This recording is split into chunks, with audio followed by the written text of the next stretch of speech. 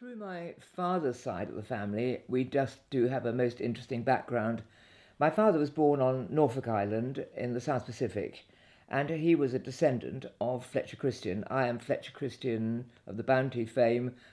My grandmother was part Maori, and her relation was Tamata Wakanene, who came from the Ngāpuhi tribe, and you'll see a picture of him attached, which came from the Waitangi Museum in New Zealand. He actually was one of the signatories on the Treaty of Waitangi, giving away the Maori lands to the Europeans, which was not very popular.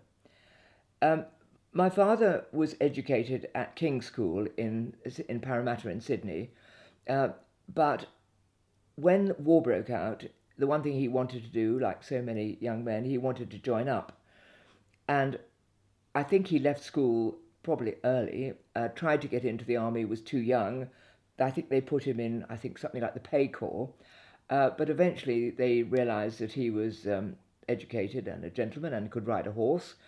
I think they put him in Australia Light Horse. And of course, at that stage, they were sent to Gallipoli. There's a lovely story about Gallipoli, pre-Gallipoli, that they went first to Egypt to train, I believe. And there are two stories about my father.